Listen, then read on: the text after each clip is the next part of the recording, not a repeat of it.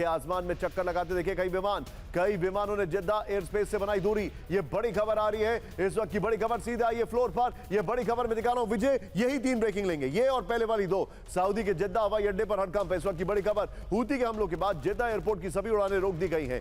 King Abdul अजीज airport पर यात्री विमानों की लैंडिंग भी रोकी गई है। जिद्दा एयरपोर्ट के सभी ऑपरेशन पर आपातकालीन रोक है। जिद्दा के कई नागरिक उड़ानों को आसमान में चक्कर लगाना पड़ा है। हूती के नई हवाई खतरों के बाद एयरपोर्ट हाई अलर्ट पर है। सीधे आइए सुमेरा के पास चलेंगे। सुमेरा, मैं एक minute Sumera, I am sorry, I am coming to you Sumera. एक बड़ी खबर आ रही है, ब्रेक करिए। हूती और सऊदी अरब में और तेज हुई जंग, ब्रेक करिएगा। बड़ी खबर, और तेज होगी जंग। ये देखिए, सऊदी समर्थित फोर्स पर हूती हमले किए से भड़केगी जंग। हूती के हमलों का करारा जवाब देगा सऊदी। एएफपी का यह बड़ा दावा है।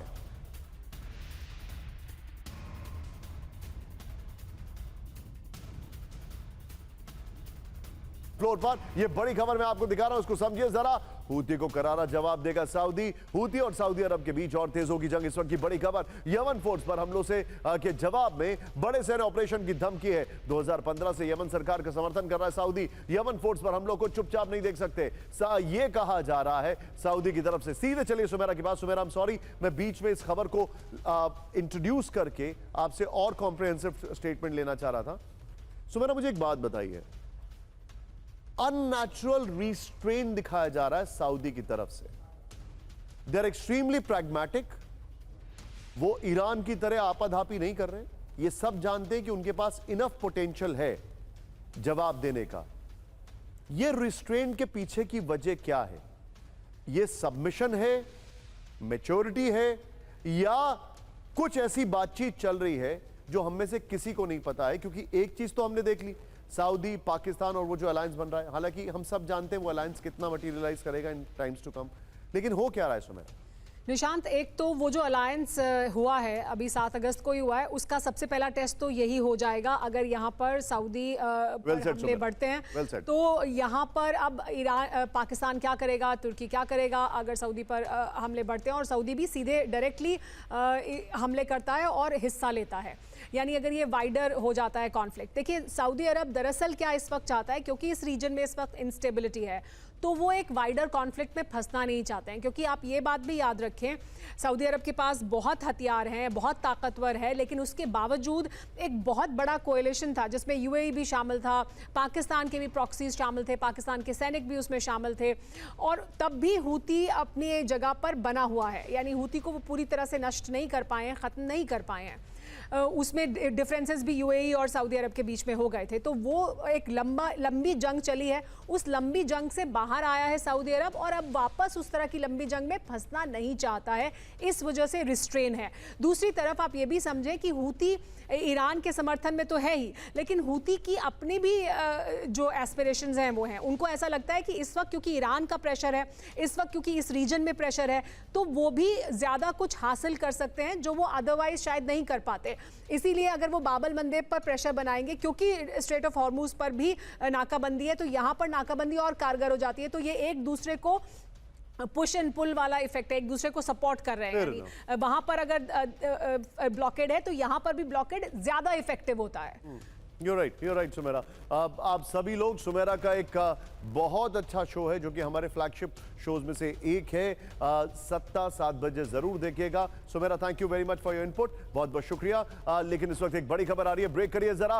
हूती पर यमन की सेना का बड़ा हमला, ब्रेकिंग और शॉट। मरी फ्रंट लाइन पर हूती के ठिकाने से लाया गया ब्रेकिंग और शॉट। विस्फोट में हूती का आर्मर्ड व्हीकल तबाह हो गया। ये ओहो, ये यूक्रेन जैसा विजुअल लग रहा है। हमलों में ड्रोन और मोटार का इस्तेमाल किया गया। बेसिकली ड्रोन के अंदर एक एक्सप्लोजिव लगाकर ऊपर से अटैक किया गया है, या कहीं और से एक्सप्लोजिव है और ड्रोन से कैप्चर किया गया विजुअल। नहीं, ये तो ऊपर से ड्रोन से ही अटैक किया गया है। ये एक नया फॉर्म ऑफ वॉर है। एक और बड़ी खबर, 3 देशों के डिफेंस एग्रीमेंट पर भड़का ईरान, ब्रेक करिए। सऊदी को कागजी समझौते से नहीं मिलेगी मदद, ब्रेक करिए। सऊदी की सुरक्षा नहीं कर पाएगा अमेरिका। ईरान ने कहा दूसरों से मदद न मांगने मांगने वाले हालात बनाए सऊदी, ये ईरान ने कहा है। ईरान के तंजीम न्यूज का बड़ा दावा है सऊदी अरब, तुर्की और पाकिस्तान में सैन्य समझौता हुआ है। अगली बड़ी खबर ब्रेक करिए, सऊदी अरब में खत्म होने के करीब मिसाइल इंटरसेप्टर, ब्रेक करिए।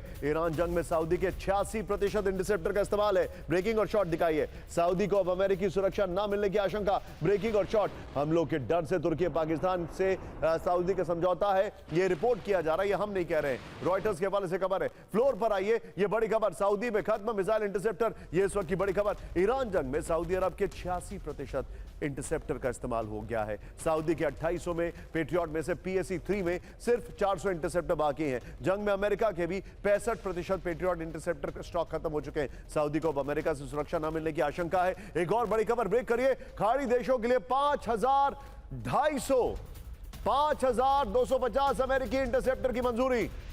बहरीन, दोनों ब्रेकिंग एक साथ, बहरीन, कुवैत, कतर और UAE से बड़ी डिफेंस डील। यूक्रेन में पेट्रियट मिसाइल बनाने पर बातचीत जारी है। दोनों एक साथ दिखाइएगा जरा, ये देखिए, लॉकहीड मार्टिन को मिला $58.6 बिलियन का कॉन्ट्रैक्ट। यही तो कमा रहे हैं बस।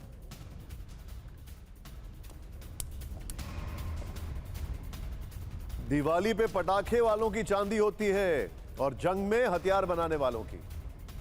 आइए जरा फ्लोर पर, पहले वाली ब्रेकिंग और शॉट बगल में दिखाइएगा विजय। अमेरिका और खाड़ी देशों में डिफेंस डील, बहरीन, कुवैत और कतर और UAE को करीब 5250 पेट्रियट इंटरसेप्टर देगा यूएस। यूक्रेन में पेट्रियट के पुर्जे बनाने और यूरोप में असेंबल करने पर वार्ता है। अमेरिका ने लॉकहीड मार्टिन को मिसाइल उत्पादन का ठेका दिया है। दुनिया भर में बड़ी मांग को पूरा करने के लिए